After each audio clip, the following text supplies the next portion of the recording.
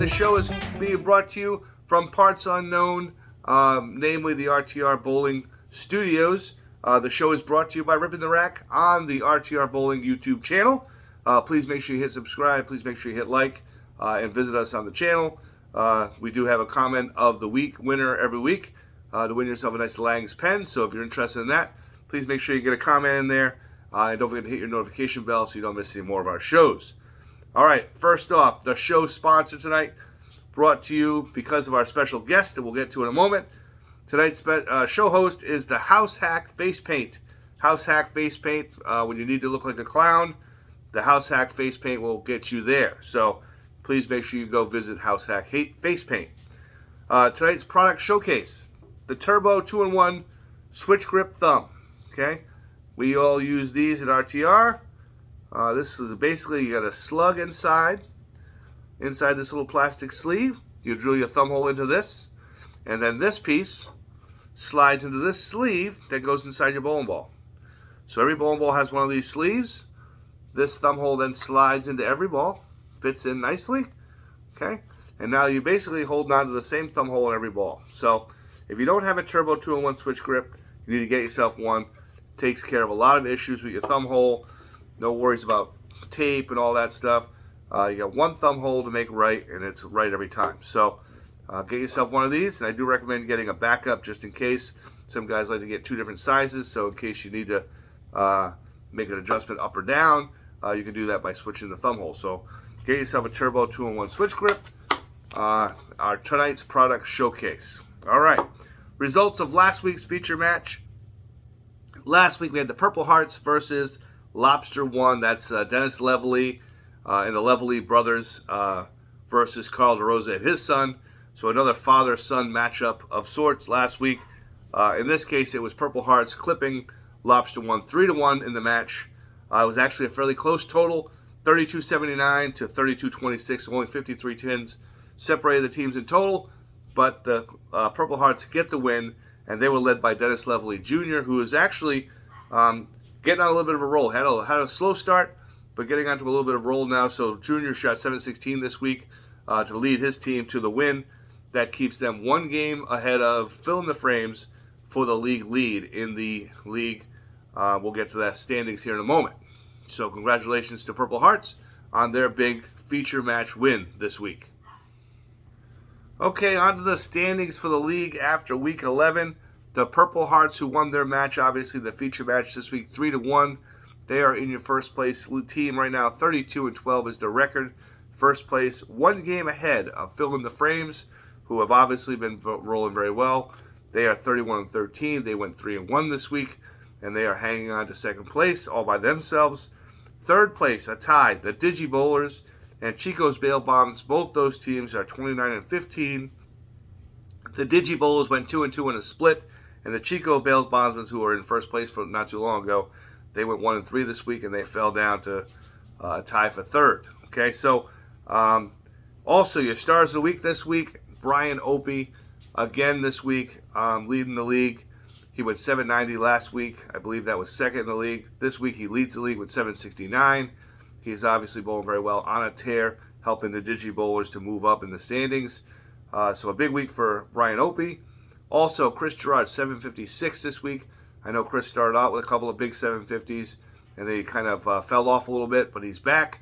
756 this week, so a big week for him. Good for him. Bill Tessier, who obviously also had a little bit of a struggle in the middle of the season, or middle of the quarter here. He is back, 750 this week for him. That was third in the league at 750. So scoring a little bit down this week, it looks like, but those three guys were your stars of the week. In the high average race, currently, Quidaris Rembert, 241.18. He is the leader in average. I know Tim Gagney had a little bit of a low-scoring week, so he dropped back a little bit. Second is John Van Hees, 240.33. And third place now, 238.64, Tim Gagney. So those are your top three averages in the league. So there's your recap of Week 11. Okay, moving on to our singles leagues. One of the nice things about being here at the RTR studios, we have snacks and drinks. But anyway, on to our singles handicap leagues. Our singles side leagues. First, the singles handicap league. Brian Opie is red hot, as we mentioned. He is 55-9 currently. That leads the league. He went 784 this week and won 7 out of 8. So 7-1 record, 784. He is now 7 full points ahead of second place, and he is rolling. Okay, in second place, Steven Chartier, 48-16, 655 for him this week, and 6-2. That's 655 with handicap and a 6-2 record this week, and he loses 1 point of ground on the leader. Vatani Ong, 45-19, 684 this week, but he only went 2-6, so he dropped down to third place.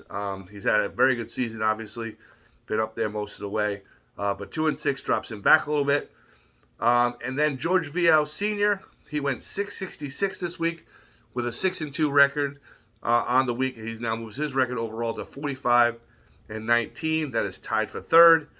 And two other bowlers tied for third. Dennis Levely Jr., who went 797 and 8-0 this week. And Shrem's 45-19 record, he went 673 with a 2-6 record this week. So kind of all over the place with scoring, and bowlers going up and down on that list. But the story is Brian Opie red hot, trying to run away and hide in the singles handicap league. In the singles scratch league, Ray Snow, who went 679 this week, but won 6 out of 8. He went 6-2. That moves his record to 50-14. A very good record and a little bit of a lead for him. Steve Gardner, 48-16. He went 636 this week and only went 4-4. So he dropped back a little bit. He lost 2 points on the leader, and that is the deficit he currently faces is 2 points.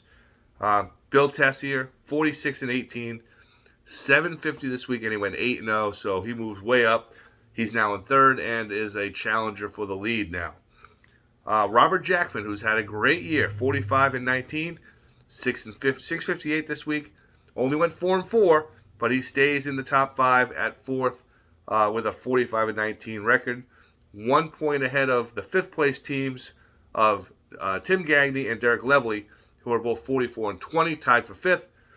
Gagne only went 593 this week, but somehow went 6-2 in his match. Derek went 686, and he also went 6-2. So those guys are tied for fifth at 44-20. So the singles scratch league, obviously very tight. The singles handicap league, a pretty good set of teams up there at the top.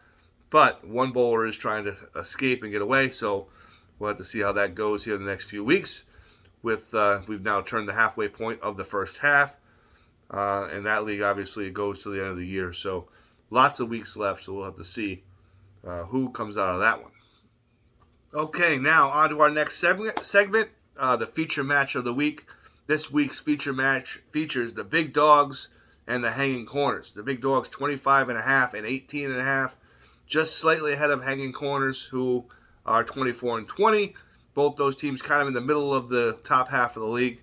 But an interesting match because the big dogs, who are very streaky, they've had some very big weeks, they've had a couple of bad weeks, and they're taking on hanging corners, who had kind of a slow start, or had kind of a good start, then kind of had a little bit of a layoff, and now they're kind of back. They kicked our butt last week, and I was dog poo, and it was really bad and ugly, but they bowled well enough to get a 3-1 victory last week, so they're looking to get going and kind of get another week and get rolling. Hanging corners is led by Dave Paquin, who is 223 currently this year, and Ricky LaRoche, who's 221. Ricky just made the cut at Neba this past weekend, so he's actually bowling pretty well, and he's hot, so should be an interesting matchup for those guys. They also have Bill Kempton, Jim Paquin, and Dave Paquin Sr. on that team. The big dogs are led by Brandon Chamberlain. He's at 223, having a very good year. Also, Derek Moreau is 222 on that team, and Tim Chamberlain, who's 212. Also bowling for those guys, John Lamb and Rico Santapadre, who have had some big weeks, and they've also had some so-so weeks. So it should be interesting to see who steps up in that match and who takes it home. The winner, obviously, is going to be going north, and the loser is going to be going south, with a very tightly packed middle of the top half there. So that should be interesting. We do want to bring in our special guest. Our special guest's name is Hacksaw the Clown. Hacksaw the Clown, I was wondering if you would give us what you thought about tonight's feature match of the night. Well, I think the guys with the most bowling balls are going to win the match. Gotta have a lot of balls.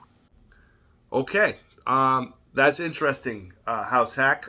We appreciate your insight, although I think you might be possibly insane. But maybe we'll come back to you. I've got to we got to hire a casting person because clearly whoever's doing the hiring for our special guests, maybe they need to have their head examined as well. But we'll get back to that, and we'll get back to you as well. Just relax over there. Maybe you could touch up your makeup. Okay. On to the next point. Okay, the next segment. A kind of a new segment. And the reason why we brought our friend Hacksaw the Clown in this evening, tonight, special segment is the toe test, or the House Hack Huey. Kind of a question for the group. You might be a clown. In other words, a house hack. You might be a toe, okay? If you, and then fill in the blank. So tonight, our toe test, or you might be a clown house hack if, is the following. You might be a house hack clown if you think the high average bowler in the league is only good because he has the best equipment. If you think that, you might be the house hack. You might be the toe. You might be the clown. So you want to check yourself out there. Okay, going to our friend Hacksaw. I'm not sure if you are prepared for this, but Hacksaw, what do you think about people who think the high average bowler is only the high average bowler or only any good because they have the best equipment? Everybody knows you can tell the best bowlers by the size of their bellies. You got a big belly, you got a big game. Got no belly, got no game.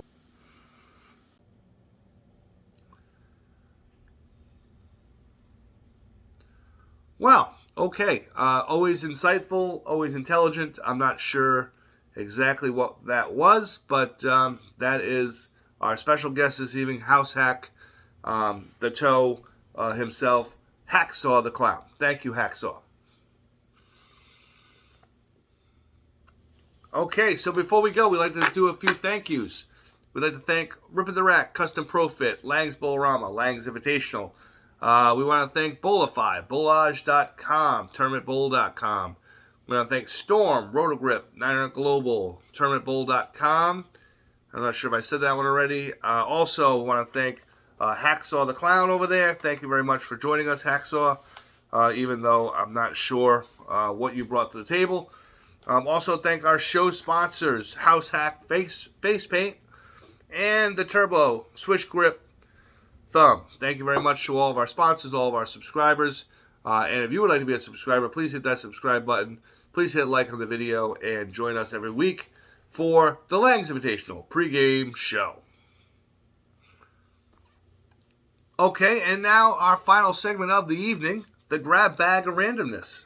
Tonight's Grab Bag of Randomness includes two things that actually are not all that random. First of all, the Rhode Island Bowling player rankings are out. RTR put out the Rhode Island Bowling player rankings on their Facebook page, so check that out.